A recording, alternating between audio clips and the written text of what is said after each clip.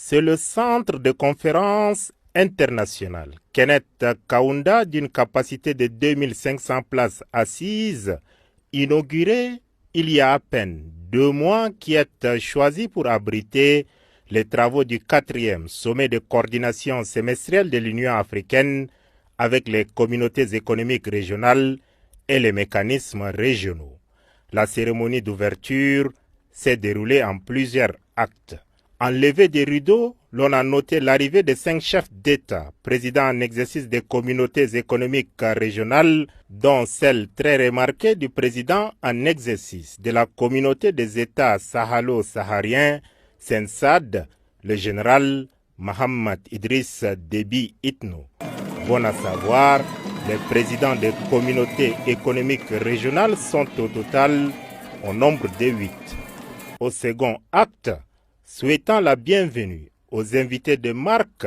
le président zambien Hakainde Hichilema dira que son pays et son peuple sont honorés d'accueillir le 4e sommet de coordination des chefs d'État de l'Union africaine et ambitionnent désormais d'abriter les grandes rencontres africaines. Moussa Faki Mahamat,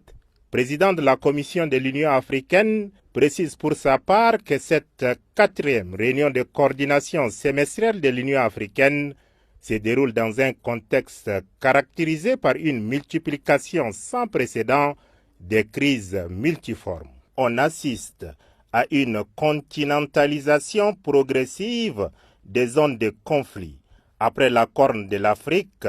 les pays de la zone sahélienne, ceux du golfe de Guinée en Afrique de l'Ouest, sont de plus en plus des cibles des attaques terroristes. Aucun État africain n'est désormais à l'abri, fait-il remarquer. Au nom de l'Union européenne, le président du Conseil, Charles Michel, a promis l'aide de son institution pour appuyer la coordination des chefs d'État de l'Union africaine, bras séculier de l'institution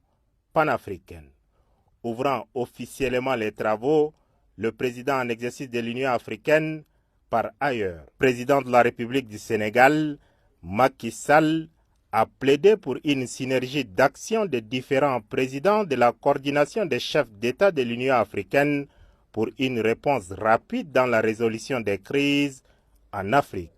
Chemin faisant, il a réaffirmé sa solidarité agissante avec tous les pays victimes du terrorisme et réitéré son appel pour la résolution pacifique des différends. Il a ensuite décliné à l'assistance son plaidoyer fait au nom de l'Afrique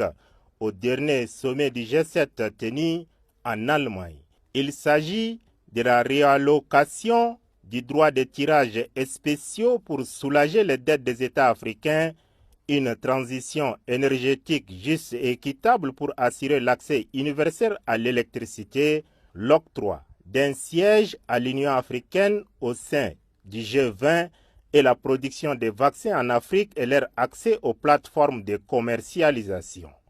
Après la cérémonie officielle d'ouverture, les chefs d'État et de gouvernement et leurs invités spéciaux se sont retirés à huis clos pour débattre entre autres des voies et moyens de contrer la propagation de la COVID-19 en Afrique, l'expansion du fléau du terrorisme, les effets pervers du changement climatique, la crise migratoire et la pendante crise alimentaire en Afrique, conséquence du conflit armé entre la Russie et l'Ukraine. Cette rencontre au sommet a été précédée de la 41e session ordinaire du Conseil exécutif et de la 44e session ordinaire du Comité des représentants permanents ainsi que de la réunion des experts. Un discours du président du Conseil militaire de transition, président en exercice de la SENSAD, le général Mohamed Idriss Déby Itno, est inscrit également au programme pendant la séquence à huis clos avant le baisser des rideaux sur les travaux du 4e sommet de coordination semestrielle de l'Union africaine avec les communautés économiques régionales et les mécanismes régionaux. 3e acte, avant la séquence du huis clos, il y a eu la traditionnelle photo de famille pour immortaliser la rencontre. Outre les 5 chefs d'État, président des communautés économiques régionales et le président du pays hôte. L'on a noté la présence du président du Conseil de l'Union européenne, Charles Michel, du champion sur la zone de libre-échange continentale, ZLECAf, le président du Haut Comité d'orientation des chefs d'État sur le NEPAD, les présidents de la BAD, des institutions financières africaines et la secrétaire exécutive de la Commission économique pour l'Afrique.